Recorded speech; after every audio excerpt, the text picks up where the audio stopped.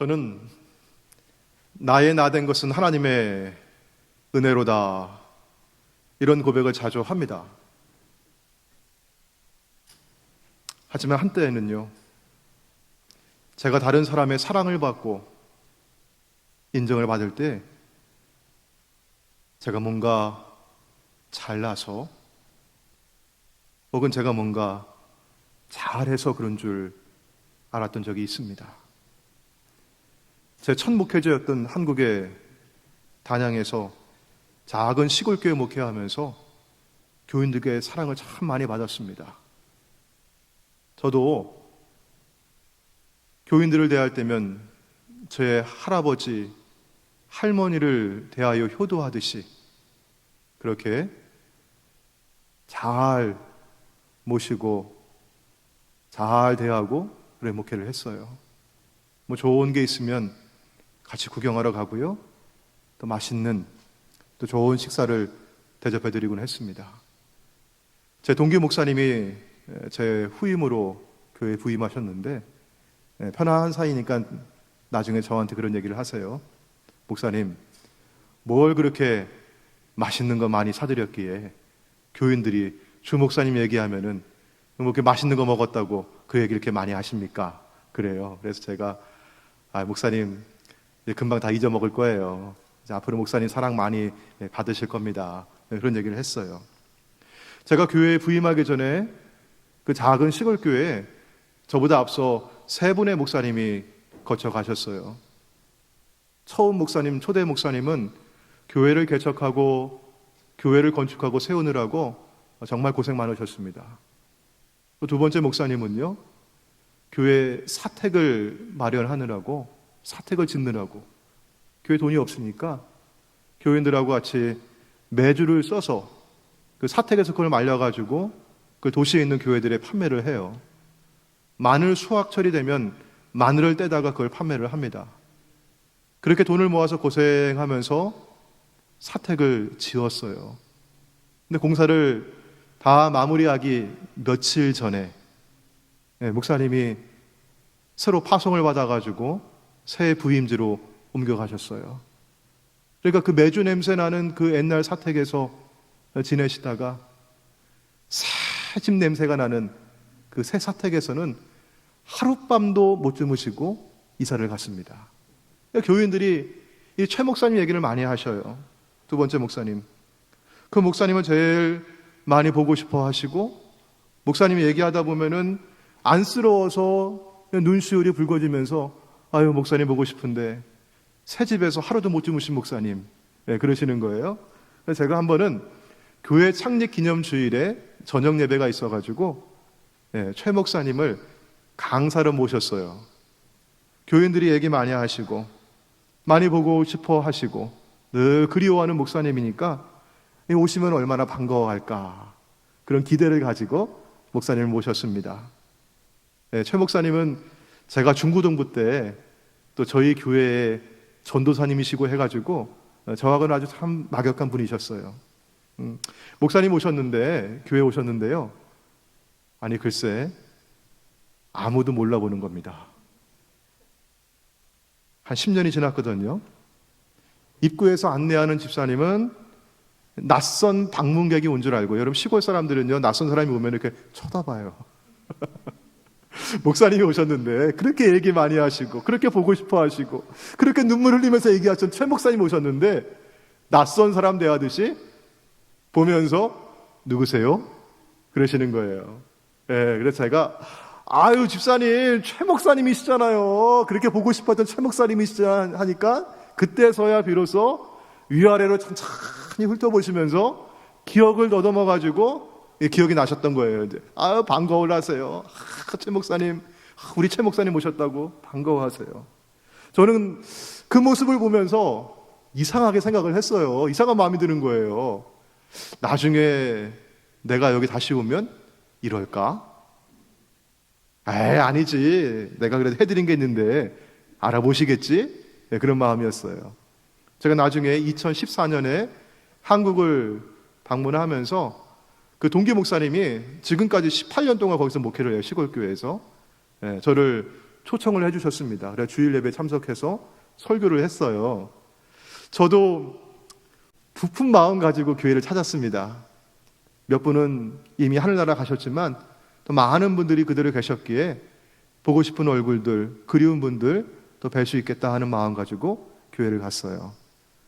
자, 그런데 그때 안내하셨던 그분, 저를 쳐다보더니 웬 낯선 사람이 왔는가 이렇게 쳐다보면서 저한테 묻습니다. 누구세요?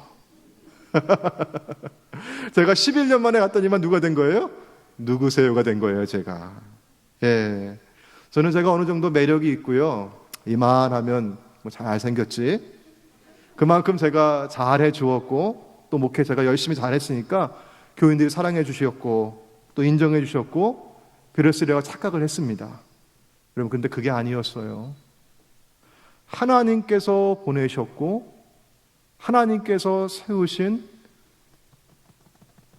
목사이기에 나이가 어리고 경험과 지혜가 부족해서 실수도 많이 하고, 제가 첫 목회 나갔을 때, 담임 목회 나갔을 때 나이가 26살이었습니다. 총각으로 목회 나갔어요. 뭘 알았겠어요. 얼마나 실수를 많이 했겠습니까? 여러분, 제 성격이요, 그리고 옛날에는요 골 오리엔티드 사람이었습니다. 지금도 그런 흔적이 많이 남아있어요. 목표를 세우면요 막 밀어붙이고 가는 겁니다. 제가 그 시골교회 노인네들을 데리고 제가 막 밀어붙였어요. 시골에서 제가 와. 근데 사랑해 주셨습니다. 누구니까요? 목사라서 사랑해 주시고 인정해 주시고 섬겨 주셨어요. 시간이 지나면 잊혀지고 그저 저는 뭐가 돼요? 누구세요? 라고 묻는 그 누가 될 뿐입니다. 제가 잘해서가 아닙니다. 제가 사랑받고 존경받았던 것은 제가 잘나서가 아니었습니다. 모두가 다 하나님의 전적인 은혜였습니다. 우리 믿는 사람들은 은혜라고 하는 말을 자주 쓰죠. 오늘 예배를 마치면 분명히 저한테 그런 인사를 하실 거예요. 목사님, 오늘 은혜 많이 받았습니다. 오늘 말씀에 은혜 받았습니다. 또 우리 김진영 권사님 앞에 찬양 인도하시는데 우리 교인들이 또 어때요? 오늘 찬양 참 은혜롭다. 마음속으로 다르게 감동을 받으시고 마음을 열고 이렇게 찬양을 불러요. 또 반면에 여러분 반대로 어떤 경우도 있습니까? 여긴 은혜가 없어. 은혜롭지 않아. 뭐 그렇게 얘기하는 경우도 있어요. 이렇게 우리가 은혜라고 하는 말을 자주 쓰고 있는데 그 은혜란 무엇일까요? 은혜는 자격이 없는 사람에게 주어지는 하나님의 조건 없는 사랑입니다. 그래서 은혜는 선물입니다. 여러분, 뭔가 받을 만한 자격이 있거나 조건이 되거나 공로가 있어서 받는 것은 선물이 아니에요. 그건 보상입니다.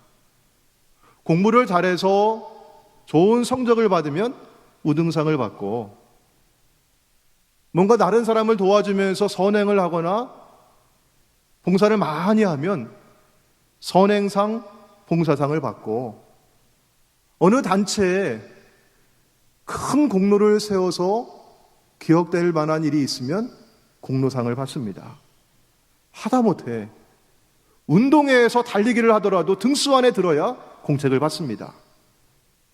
여러분, 선물이 아니에요. 이거 상입니다. 선물은 이런 것들을 다 잘 못해도, 공부를 못하고 아무런 선행도 공로도 봉사가 없어도, 그리고 심지어 달리기에서 꼴찌를 했어도 뭐하니까? 사랑하니까 주는 게 선물입니다. 거저 주는 거예요. 자격이 있어서 어떤 조건이 되어서 받는 게 아닙니다. 거저 주시는 거예요. 이게 은혜입니다.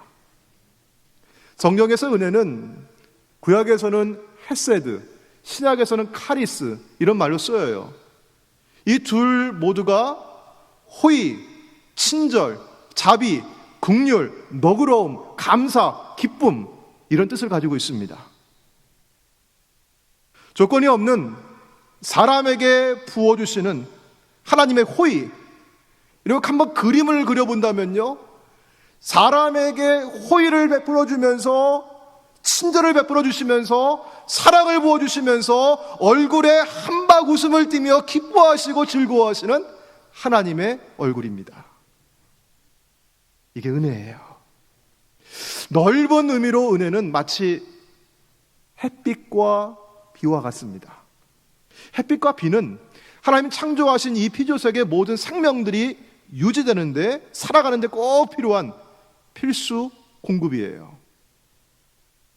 그런데 햇빛과 비는 누가 값을 내고 돈을 내고 사는 게 아닙니다. 햇빛과 비는 자격이나 조건을 따져서 이 사람에게는 풍부하게 부어주고 이 사람한테는 비를 주지 말아야지, 그런 게 아니에요.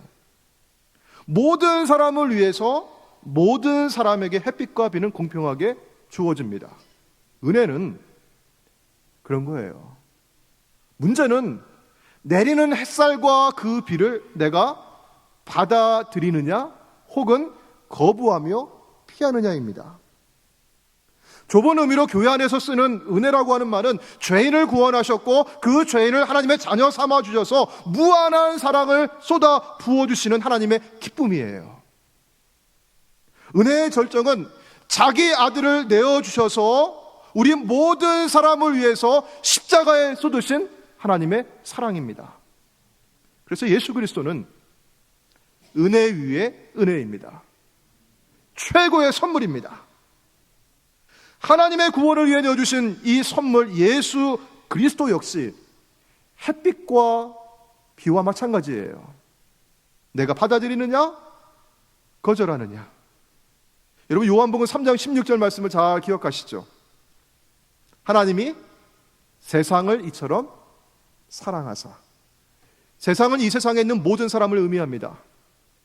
하나님이 사랑하셔서 은혜로 선물로 독생자 예수를 보내주셨어요.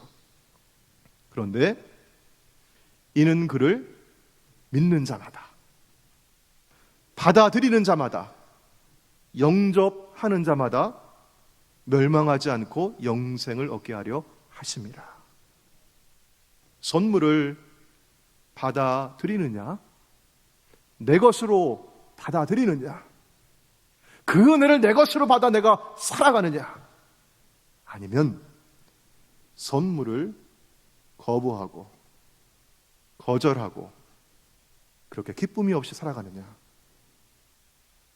받는 자의 몫입니다.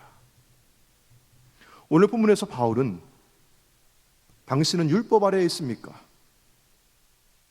은혜 아래에 있습니까? 이런 질문을 해요. 오늘 이 말씀을 읽은 여러분에게 제가 동일한 질문을 드린다면 여러분의 대답은 무엇일까요? 율법 아래에 있습니까? 은혜 아래에 있습니까? 율법 아래에 있다고 하는 것은 무슨 뜻일까요? 율법을 잘 지키는 것이, 안식일을 준수하고 절기를 지키고 할례를 받아야만 구원을 받는다고 생각하는 유대인들과 같이 자신의 노력과 공로와 선행을 통해서 내가 무엇을 해서 구원을 받겠다고 하는 생각이 바로 율법 아래에 있는 것입니다. 우리는 율법이 전혀 필요 없다고, 율법을 쓰레기통에나 던져버리자고, 율법 폐기, 율법 무용을 말하는 것은 아닙니다. 자, 그러면 하나님께서 율법을 주신 이유는 뭘까요? 율법의 효용은 우리에게 하나님께서 기대하시는 바가 무엇인가? 하나님, 우리가 어떠한 사람이 되기를 원하시는가? 우리가 살아가면서 크리스천으로서 우리가 도덕적인 의무와 도덕적인 삶은 무엇인가 우리에게 알려주시는 겁니다. 그러나 어느 누구도 율법을 다 완벽하게 지켜 행할 수는 없습니다. 그래서 율법은 우리를 구원할 수가 없습니다. 바울은 우리가 율법이 아니라 은혜 아래에 있다고 강조해서 말합니다. 그렇다면 우리가 은혜 아래에 있다고 하는 것은 어떠한 상태이며 이것을 어떻게 알 수가 있을까요? 바울은 우리가 은혜 아래에 있으니 죄를 지을까? 이런 질문을 해요. 우리 은혜 아래에 있으니까 우리가 죄 지으며 살아갈까? 그럴 수 없다고 답을 합니다. 그리스도인은 죄를 짓지 않으려고 애를 쓰며 살아갑니다. 아무리 세상의 교인을 향해서 손가락질을 하고 비난을 해도 여러분, 그래도 교인만큼 착한 사람들이 없습니다. 예수 믿는 사람들은 죄 짓지 않으려고 애를 쓰며 살아갑니다. 그런데 우리가 그리스도인이 죄를 짓지 않고 살아가려고 하는 동기는 단지 내가 더 나은 사람이 되려고 도덕적인 함양을 하거나 혹은 하나님께서 이렇게 무시무시한 명령을 주셨으니 따라야 한다고 하는 그런 말이 아닙니다. 우리의 신분이 변화되었기 때문입니다. 그리스도의 구속으로 말미암아 주님이 십자가에서 피 흘려 죽으시고 부활하심으로 말미암아 우리는 죄의 종에서 벗어나고 하나님의 의의 자녀가 되었습니다. 하나님은 만왕의 왕이십니다. 여러분, 왕이신 하나님의 아들과 딸이 되었으니 우리는 하나님의 나라에서 왕자와 공주입니다.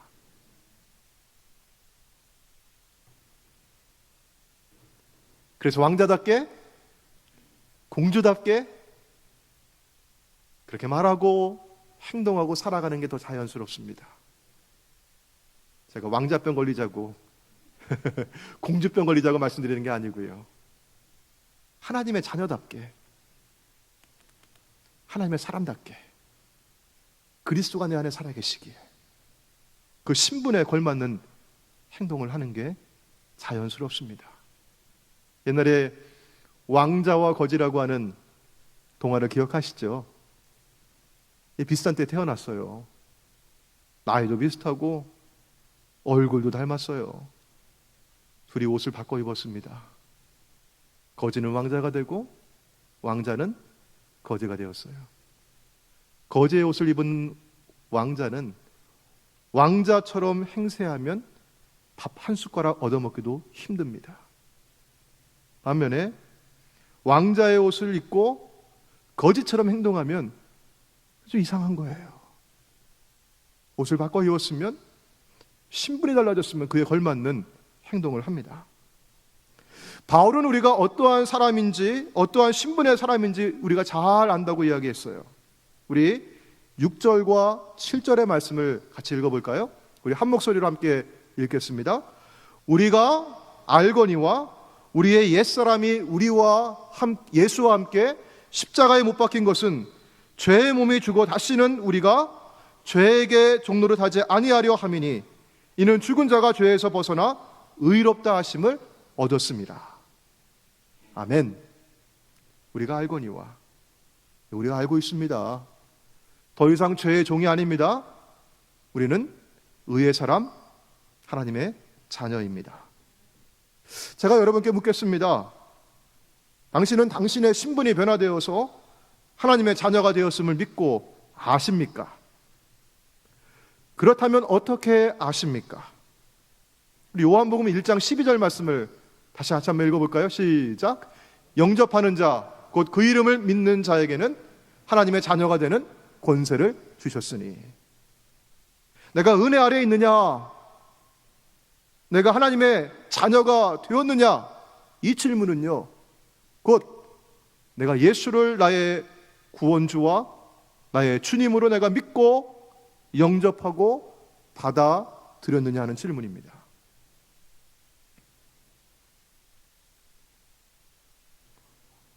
오늘 함께하는 여러분들은 예배당에 계신 분들도 또 가정에서 예배하시는 분들도 예수님의 사람인 줄로 믿습니다. 여러분 예수님을 받아들이셨죠?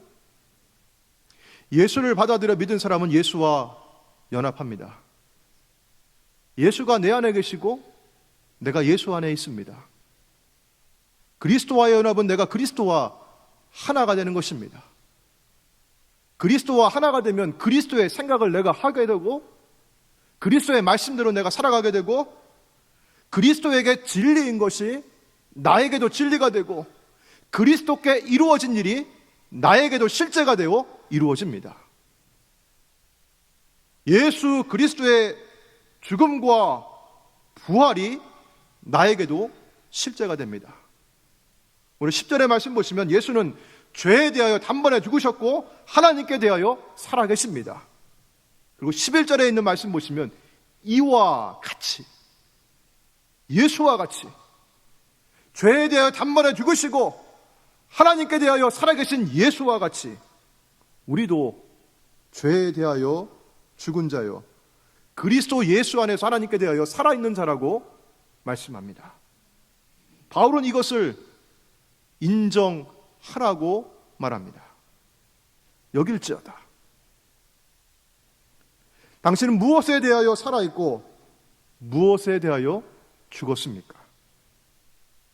그리고 이렇게 생각할 수 있는 이유는 무엇일까요? 로마서에서 인정하다 혹은 여기다고 하는 동사가 자주 사용이 되는데요. 제가 두 구절만 예로 들어보겠습니다. 4장 24절입니다. 의로 여기심을 받은 우리도 위함이니 곧 예수 우리 주를 죽은 자 가운데서 살리신 이를 믿는 자니라. 3장 28절입니다. 그러므로 사람이 의롭다 하심을 얻는 것은 율법의 행위에 있지 않고 믿음으로 되는 줄 우리가 인정하노라. 역시 믿음입니다. 너희 자신을 그렇게 여기라고 바울이 말할 때 너희는 누구인가요? 지금 이 편지를 받고 있는 로마에 있는 성도들입니다. 믿는 사람들이에요. 믿지 않고는 제 아무리 내가 살았다, 나는 죽고 예수는 내 안에 산다고 그렇게 말한다 할지라도 내가 그리고 죽은 척을 하고 살은 척을 한든 실제가 아니므로 거기 능력이 없습니다. 실제로는 얼마든지 아니면서도, 전혀 아니면서도 자신을 얼마든지 믿는 자로 여길 수 있다고 하는 말입니다. 자기의 것이 아닌 믿음의 삶을 마치 자기에게 해당하는 것처럼 그렇게 착각하고 자기를 기만하고 다른 사람을 속일 수도 있습니다. 예수를 나의 구원자와 주님으로 영접하지 아니한 채 교회를 오래 다니니까 의례 그런 줄 알 수도 있습니다. 사랑하는 여러분, 신앙은 결코 자기 암시나 자기 최면술이 아닙니다. 성경은 분명하게 말씀합니다. 우리는 죄에 대하여 죽었습니다. 더 이상 죄의 종이 아닙니다. 우리는 하나님께 대하여 살아 있습니다. 우리는 하나님의 자녀입니다. 하나님은 나의 주인이십니다. 나는 하나님의 것입니다. 이 선언이 실제로 이어지는 삶이 크리스찬의 삶입니다. 그리고 그 원리가 바로 13절의 말씀입니다.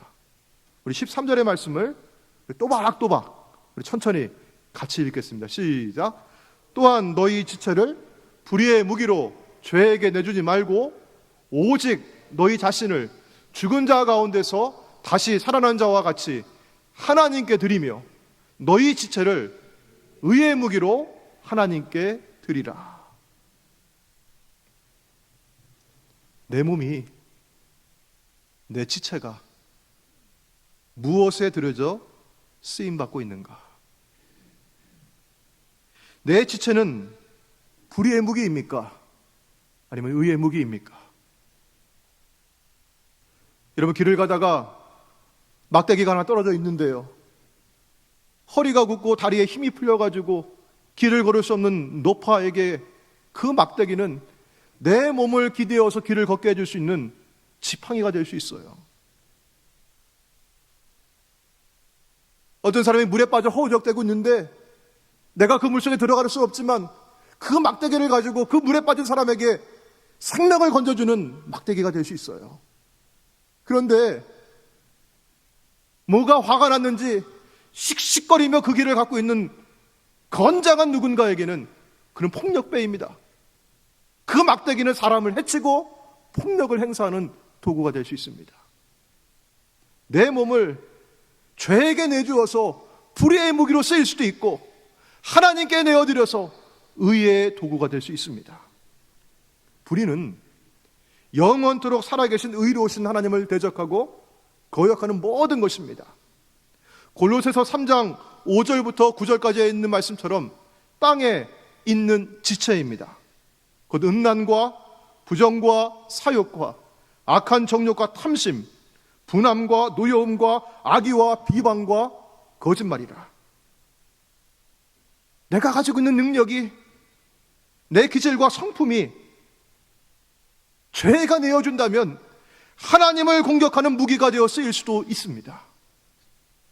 이것이 불의의 무기입니다. 사랑하는 성도 여러분, 당신의 능력과 기질과 성품과 성향과 당신 자신을 하나님께 내어드려서 의의 무기로 쓰임받기를 소원하시길 바랍니다. 은혜 아래 있는 사람은 예수님이 내 안에 계시고 내가 예수님 안에 있고 그래서 의의 최후 승리와 영생을 믿습니다. 지금 비록 눈앞에 현실이 갑갑하고 힘들고 어렵고 사방이 막혀 있는 것 같다 할지라도 예수의 사람은 절망하지 않습니다. 어쩌면 내 삶의 문제가 끝까지 풀리지 않을 수도 있어요. 그럴 때면 달콤한 유혹이 다가옵니다. 자신을 불의의 무기로 죄에게 내어주기만 한다면, 불의의 무기로 쓰게만 해준다면 다 주겠다고 하는 유혹입니다. 지난 주간에 새벽 기도회에 마탄의 사수라고 하는 오페라 제가 예화로 말씀을 드렸어요. 폰 베버가 쓴 곡입니다. 젊은 사냥꾼 막스는 자기가 사랑하는 산림관의 딸을 아내로 얻고 싶어서 이 사냥대회, 사격대회에 참여를 합니다. 그러나 그의 성적이 형편이 없어요. 그때 그에게 달콤한 유혹이 다가옵니다. 백발백중 다 관역에 맞출 수 있는 마탄을 줄 테니 나와 거래하자고 하는 겁니다. 그 거래물은 막스의 심장입니다. 여기에 쓰인 곡이 후에 찬송가가 됩니다. 우리가 잘 알고 부르는 내 주여 뜻대로입니다. 여러분, 이 찬송가의 작사가는 독일의 슈멀크 목사입니다. 그가 이 시를 지을 때는 1704년이었어요. 그때는 앞선 세기에 이미 50년 이상 지났지만 30년 전쟁, 신교와 구교가 종교 전쟁을 하면서 서로 30년 동안 싸워서 전 유럽이 폐허가 되고 많은 사람들이 죽고 남아있는 사람들도 시리에 빠져서 헤어나오지 못하는 그런 때였습니다. 목사가 부족했습니다. 슈물크 목사는 36개 마을의 교회를 방문하고 성도들을 돌보아야만 했습니다. 한번 신방을 나가면 며칠이 걸려야 돌아왔습니다. 그렇게 목사 부부가 며칠이 걸려 신방을 하고 다니면 집에는 2아이만 남겨집니다. 어느 날 신방을 마치고 집에 돌아오니 화재로 집이 다 타버리고 잿더미만 남아 있습니다. 그 잿더미 위에 연기만 피어오릅니다.